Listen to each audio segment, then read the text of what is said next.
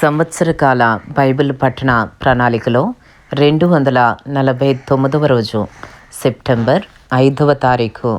ఈనాటి అనుదిన బైబిల్ పఠనములో 4 అధ్యాయములు పరిశుద్ధ గ్రంథములోని పాత నిబంధన గ్రంథము నుండి యోబు గ్రంథము 5వ అధ్యాయము, 6వ అధ్యాయము, 7వ అధ్యాయము మరియు 8వ అధ్యాయము.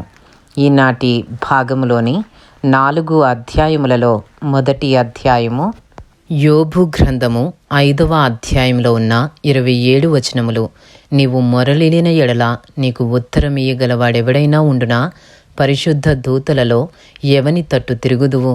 దౌర్భాగ్యమును గూర్చి ఏడ్చుట వలన మూఢులు నశించెదరు, బుద్ధి లేనివారు అసూయ వలన చచ్చెదరు. మూఢుడు వేరు తనుట నేను చూచియున్నాను, అయినను తోడనే అతని నివాస స్థలము శాపగ్రస్తమని కనుగొంటిని. అతని పిల్లలు సంరక్షణ దొరకకయుందురు, గుమ్మములో నలిగిపోవుదురు. వారిని విడిపించువాడెవడునూ లేడు. ఆకలి కొనిన వారు అతని పంటను తినివేయుదురు. ముండ్ల చెట్లలో నుండియో వారు దాన్ని తీసుకొందురు. బోనులు వారి ఆస్తి కొరకు కాచుకొనుచున్నవి. శ్రమ ధూళిలో నుండి పుట్టదు, బాధ భూమిలో నుండి మొలవదు. నిప్పు రవ్వలు పైకి ఎగిరినట్లు నరులు శ్రమానుభవమునకే పుట్టుచున్నారు. అయితే నేను దేవునిని ఆశ్రయించుదును, దేవునికే నా వ్యాజ్యమును అప్పగించుదును.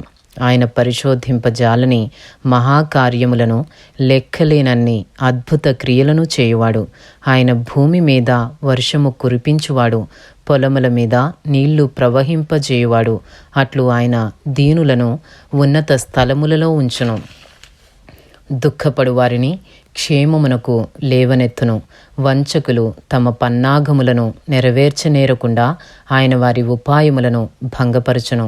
జ్ఞానులను వారి కృత్రిమములలోనే ఆయన పట్టుకొనును. కపటుల ఆలోచనను తలక్రిందు చేయును. పగటివేళ వారికి అంధకారము తారసిల్లును. రాత్రి ఒకడు తడవులాడునట్లు మధ్యాహ్న కాలమున వారు తడవులాడుదురు. బలాఢ్యుల నోటి ఖడ్గము నుండి, వారి చేతిలో నుండి ఆయన దరిద్రులను రక్షించును. కావున బీదలకు నిరీక్షణ కలుగును, అక్రమము నోరు మూసుకొనును. దేవుడు గద్దించు మనుష్యుడు ధన్యుడు. కాబట్టి సర్వశక్తుడగు దేవుని శిక్షను తృణీకరింపకుము. ఆయన గాయపరిచి గాయమును కట్టును, ఆయన గాయము చేయును, ఆయన చేతులే స్వస్థపరచును. 6 బాధలలో నుండి ఆయన నిన్ను విడిపించును. 7 బాధలు కలిగినను నీకు ఏ కీడును తగులదు. క్షామకాలమున మరణము నుండియో, యుద్ధమున ఖడ్గ బలము నుండియో ఆయన నిన్ను తప్పించును. నోటి మాటల చేత కలుగు నొప్పి నీకు తగులకుండా ఆయన నిన్ను చాటు చేయును. ప్రళయము వచ్చినను నీవు దానికి భయపడవు. పొలములోని రాళ్లతో నీవు నిబంధన చేసుకుని ఉందువు. అడవి మృగములు నీతో సమ్మతిగా ఉండును. ప్రళయమును క్షామమును వచ్చినప్పుడు నీవు వాటిని నిర్లక్ష్యము చేయుదువు. అడవి మృగములకు నీవు ఏమాత్రమును భయపడవు. నీ డేరా క్షేమ నివాసమని నీకు తెలిసియుండును. నీ ఇంటి వస్తువులను నీవు లెక్క చూడగా ఏదియూ పోయి ఉండదు. మరియు నీ సంతానము విస్తారమగుననియు, నీ కుటుంబీకులు భూమి మీద పచ్చిక వలె విస్తరించుదురనియు నీకు తెలియను. వాటి కాలమున ధాన్యపు పనులు ఇల్లు చేరునట్లు పూర్ణ వయస్సు గలవాడవై నీవు సమాధికి చేరదువు. మేము ఈ సంగతి పరిశోధించి చూచితిమి, అది అలాగే ఉన్నది. ఈ మాట ఆలకించి నీ మేలు కొరకు తెలుసుకునము. ఇంతటితో యోబు గ్రంథము 5వ అధ్యాయంలో ఉన్న 27 వచనములు పూర్తి చేయబడినవి. ఈనాటి భాగములోని 4 అధ్యాయములలో 2వ అధ్యాయము యోబు గ్రంథము 6వ అధ్యాయంలో ఉన్న 30 వచనములు.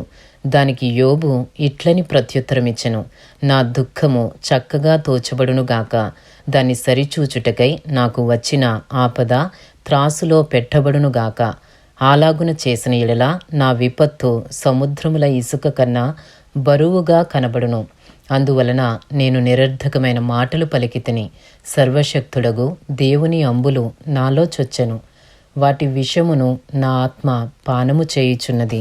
దేవుని భీకర కార్యములు నాతో యుద్ధము చేయుటకై పంక్తులు తీర్చుచున్నవి. అడవి గాడిద గడ్డి చూచి ఓండ్రపెట్టునా? ఎద్దు మేత చూచి రంకెవేయునా? ఉప్పు లేక ఎవరైనా రుచిలేని దాని తిందురా? గ్రుడ్డులోని తెలుపులో రుచి కలదా? నేను ముట్టనొల్లని వస్తువులు నాకు హేయములైనను అవియే నాకు భోజన పదార్థములాయినా. ఆహా, నా విన్నపము నాకు నెరవేర్చబడునుగాక.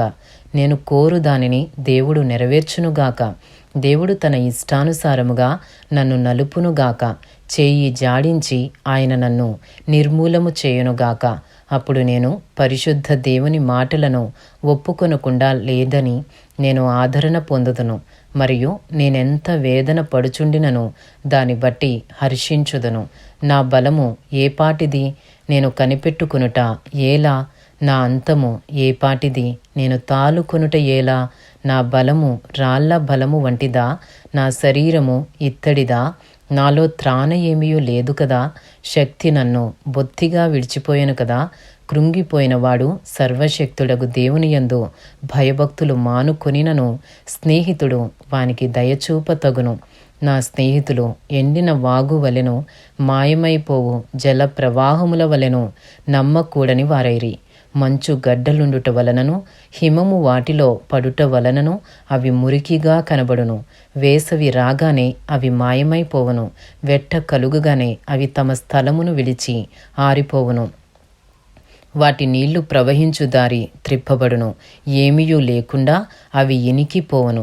సమూహముగా ప్రయాణము చేయు తేమా వర్తకులు వాటిని వెదకుదురు. షేబా వర్తకులు వాటి కొరకు కనిపెట్టుదురు. వారు వాటిని నమ్మినందుకు అవమానమొందుదురు. వాటి చేరువకు వచ్చి కలవరపడుదురు. అటువలే మీరు లేనట్టుగానే ఉన్నారు. మీరు ఆపదను చూచి భయపడుచున్నారు. ఏమైనా దయచేయుడని నేను మిమ్మల్ని అడిగితినా? మీ ఆస్తిలో నుండి నా కొరకు బహుమానం ఏమైనా తెమ్మని అడిగితినా? పగవాని చేతిలో నుండి నన్ను విడిపింపుడని అడిగితినా? బాధించు వారి చేతిలో నుండి నన్ను విమోచింపుడని అడిగితినా? నాకుపదేశము చేయుడి, నేను మౌనునై ఉండుదను. ఏ విషయమందు నేను తప్పిపోతునో అది నాకు తెలియజేయుడి. యథార్థమైన మాటలు ఎంతో బలమైనవి. అయినను మీ గద్దింపు దేనికి ప్రయోజనము? మాటలను గద్దించుదుమని మీరు అనుకుందురా? నిరాశ గలవాని మాటలు గాలి వంటివే కదా. మీరు తండ్రి లేని వారిని కొనుటకై చీట్లు వేయుదురు. మీ స్నేహితుల మీద బేరము సాగింతురు. దయచేసి నా వైపు చూడుడి. మీ ముఖము ఎదుట నేను అబద్ధమాడుదునా? అన్యాయము లేకుండా నా సంగతి మరలా విచారించుడి. నేను నిర్దోషినిగా కనబడుదును. నా నోట అన్యాయముండునా? దుర్మార్గత రుచి నా నోరు తెలుసుకున జాలదా? ఇంతటితో యోబు గ్రంథము 6వ అధ్యాయంలో ఉన్న 30 వచనములు పూర్తి చేయబడినవి. ఈనాటి భాగములోని 4 అధ్యాయములలో 3వ అధ్యాయము యోబు గ్రంథము 7వ అధ్యాయంలో ఉన్న 21 వచనములు. భూమి మీద నరుల కాలము యుద్ధ కాలము కాదా? వారి దినములు కూలివాని దినముల వంటివి కావా? నీడను మిగుల అపేక్షించు దాసుని వలెను, కూలీ నిమిత్తము కనిపెట్టుకును కూలివాని వలెను ఆశ లేకయే జరుగు నెలలను నేను చూడవలసి వచ్చెను. ఆయాసముతో కూడిన రాత్రులు నాకు నియమింపబడి ఉన్నవి. నేను పండుకొనున్నప్పుడెల్లా ఎప్పుడు లేచెదనా? రాత్రి ఎప్పుడు గతించునా అని అనుకుందును. తెల్లవారు వరకు ఇటూ అటూ పొరలుచు ఆయాసపడుదును. నా దేహము పురుగులతోనూ మంటి పెల్లలతోనూ కప్పబడి ఉన్నది. నా చర్మము మాని మరలా పగులుచున్నది. నా దినములు నేతగాని వాడి కంటెను వడిగా గతించుచున్నవి. నిరీక్షణ లేక అవి క్షయమైపోవచున్నవి. నా జీవము వట్టి ఊపిరియే అని జ్ఞాపకము చేసుకొనుము. నా కన్ను ఇకను మేలు చూడదు. నన్ను చూచువారి కన్ను ఇక మీదట నన్ను చూడదు. నీ కన్నులు నా తట్టు చూచును గాని నేనుండకపోదును.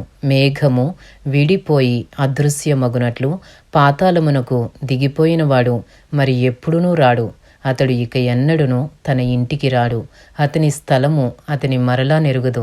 కావున నేను నా నోరు మూసుకొనను. నా ఆత్మ వేదన కొలది నేను మాట్లాడేదను. నా మనోవేదనను బట్టి మూలుగుచుండెదను. నేనొక సముద్రములోని భుజంగమున నీవెందుకు నా మీద కావలియుంచదవు? నా మంచము నాకు ఆదరణ ఇచ్చును, నా పరుపు నా బాధకు ఉపశాంతి ఇచ్చును అని నేను అనుకునగా, నీవు స్వప్నముల వలన నన్ను బెదిరించెదవు, దర్శనముల వలన నన్ను భయపెట్టెదవు. కావున నేను ఉరితీయబడవలెనని కోరుచున్నాను. ఈ నా ఎముకలను చూచుట కన్నా మరణముందుట నాకిష్టము. అవి నాకు అసహ్యములు. నిత్యము బ్రతుకుటకు నాకిష్టము లేదు. నా దినములు ఊపిరి వలె ఉన్నవి. నా జోలికి రావద్దు. మనుష్యుడు ఏపాటివాడు? అతని ఘనపరచనేలా? అతని మీద నీవు మనస్సు నిలుపనేలా? ప్రతి పగలు నీవతని దర్శింపనేలా? ప్రతి క్షణమున నీవతని శోధింపనేలా? ఎంత కాలము నీవు నన్ను చూచుట మానకుందువు? నేను గుటక వేయు వరకు నన్ను విడిచిపెట్టవా? నేను పాపము చేసి తినా? నరులను కనిపెట్టువాడా? నేను నీ ఎడల ఏమి చేయగలను? నాకు నేనే భారముగా ఉన్నాను. నీవేళ గురిపెట్టితివి? నీవేళ నా అతిక్రమమును పరిహరింపవు, నా దోషము నేల క్షమింపవు. నేనిప్పుడు మంటిలో పండుకొనెదను. నీవు నన్ను జాగ్రత్తగా వెతికెదవు గాని నేను లేకపోయేదను. ఇంతటితో యోబు గ్రంథములోని 7వ అధ్యాయములో ఉన్న 21 వచనములు పూర్తి చేయబడినవి. ఈనాటి భాగములోని 4 అధ్యాయములలో 4వ అధ్యాయము యోబు గ్రంథము 8వ అధ్యాయంలో ఉన్న 22 వచనములు. అప్పుడు షూహీయుడగు బిల్దదు ఇట్లనెను, ఎంతకాలము నీవిట్టి మాటలాడెదవు? నీ నోటి మాటలు సుడిగాలి వంటి వాయను. దేవుడు న్యాయ విధిని రద్దుపరచునా? సర్వశక్తుడగు దేవుడు న్యాయమును రద్దుపరచునా? నీ కుమారులు ఆయన దృష్టి ఎదుట పాపము చేసిరేమో? కావుననే వారు చేసిన తిరుగుబాటును బట్టి ఆయన వారిని అప్పగించనేమో? నీవు జాగ్రత్తగా దేవుని వెదకిన ఎడల, సర్వశక్తుడగు దేవుని బతిమాలుకుని ఎడల, నీవు పవిత్రుడవై యథార్థవంతుడవైన ఎడల, నిశ్చయముగా ఆయన నీ యందు శ్రద్ధ నిలిపి నీ నీతికి తగినట్టుగా నీ నివాస స్థలమును వర్ధిల్లజేయును. అప్పుడు నీ స్థితి మొదట కొద్దిగా ఉండినను తుదను నీవు మహాభివృద్ధి పొందుదువు. మనము నిన్నటి వారమే, మనకు ఏమీయూ తెలియదు. భూమి మీద మన దినములు నీడవలే ఉన్నవి. మునుపటి తరము వారి సంగతులు విచారించుము. వారి పితరులు పరీక్షించిన దానిని బాగుగా తెలుసుకొనుము. వారు నీకు బోధించుదురు కదా, వారు నీకు తెలుపుదురు కదా, వారు తమ అనుభవమును బట్టి మాటలాడుదురు కదా. బురద లేకుండా జమ్ము పెరుగునా? నీళ్లు లేకుండా రెల్లు మలుచునా? అది కోయబడక ముందు బహు పచ్చగానున్నది, కానీ ఇతర మొక్కలన్నిటికంటే త్వరగా వాడిపోవను. దేవుని మరచు వారందరి గతి అట్లే ఉండును. భక్తిహీనుని ఆశ నిరర్ధకమగును, అతని ఆశ భంగమగును. అతడు ఆశ్రయించున్నది సాలెపురుగు పట్టే. అతడు తన ఇంటి మీద ఆనుకొనగా అది నిలువదు. అతడు గట్టిగా దాని పట్టుకొనగా అది విడిపోవును. ఎండకు అతడు పచ్చి పట్టి బలియును. అతని తీగెలు అతని తోట మీద అల్లుకొనును. అతని వేళ్ళు గట్టు మీద చుట్టుకొనును.